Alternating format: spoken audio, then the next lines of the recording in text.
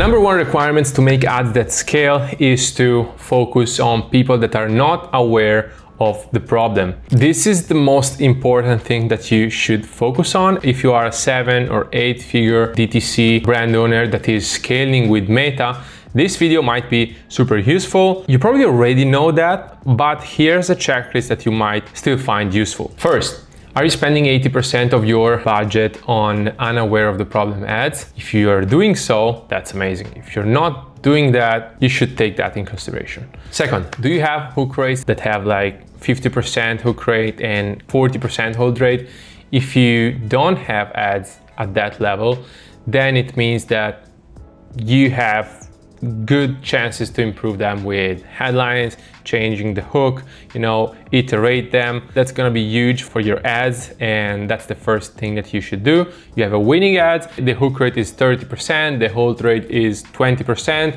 You can do better, you can do way better. You just need to improve the hook rate and the hold rate, and the easiest way to do that is to add an headline that is super catchy, super strong, 5 words maximum, 3 to 5 words, so people can scan it in 0.3 seconds and skyrocket your hook rate to 50%. Third, if you take your unaware of the problem ads and you watch them, okay, one by one, do they look all the same? It's a problem because if you want to scale faster, that's something you have to consider. People see your ad for the first time, okay? If you did a good job, of course, you will convert people after watching the first ad. They go to your landing page and they convert right away. But 90% of the people are not doing that. 90% of the people are like, oh shit, this ad makes sense. Let me click the link and go visit the landing page, the product page. And then they will think, okay, let me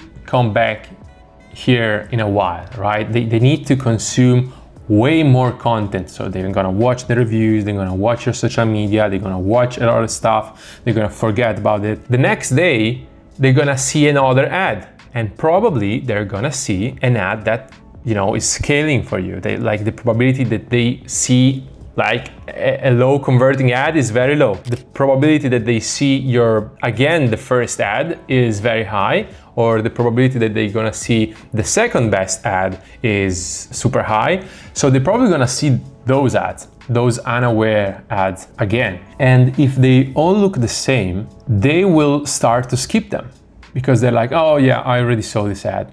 It's the same problem that you have when you have just one winner. You have one mega ultra big fat winner, and people just see that every time, and you fail, to create new ads that wins, and your first ads start to fatigue. Meta tries to increase, the frequency, and people see the second time, see that the third time, right?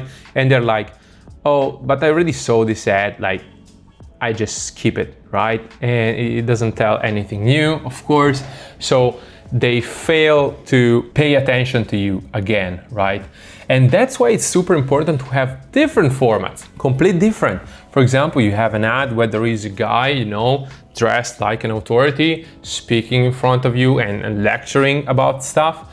Then the second ad, or if they see then another ad that is equally powerful because it's a winning ad, it's like the script and everything is amazing and it's performing super well, but it's completely different because it's a podcast where two people are speaking, or it's a street interview, right? Or it's a skit conversation, or it's a POV format, or anything else, right? A completely new, fresh idea. They won't even realize that's an ad if it's done right. They will pay attention because that's something that they never see, right? Even if the message is very similar, it's the same, basically you just change a little bit the word. They're gonna pay attention, and they're gonna pay attention to the third format, to the fifth format, the sixth format, and this way you increase by 6 times, right? Having like 6 winning ads with completely different formats, you increase by 6 times the time they use to consume your content. So instead of watching 1 minute of ads, they're watching 7 minutes of ads. That's where you will convert a lot more people, because all the people that don't get converted the first time right away, you're gonna get them back. That's one trick that is working super well, and that's one reason why, you know, also all the big brands, you know, change the campaign every 3 months, or change, you know, angles, or change or invest so much in new visual, new stuff, etc. That's the thing, because you don't want to get people bored. And if you are a 6-figure brand or 5-figure brand, or you're just figuring out, you know, the offer, the angle, how to make a good ads, I mean, that's okay, that's unnecessary. But when you are at 7 figures and 8 figures, you need to, you know, maximize and squeeze that channel.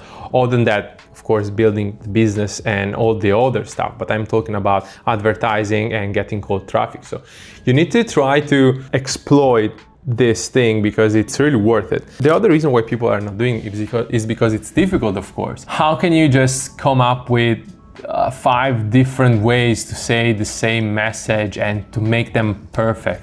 You'll probably spend all this time on basically 1 format, 2 format, and you refine until you get better and better and better and better. And now you want to create a podcast ad, and you need to start from scratch, and you're gonna make all the mistakes that I did, that my team did, that everybody in this world did, right, before crafting amazing ads that are like hit all the checklists. So that's the big thing. And if you need help with your ads, you can book a call with me. We can go and see your brand only if you're spending, you know, a certain amount, like 100K a month. I can help you. We can just speak together. What is your biggest bottleneck? How can we plan to solve it?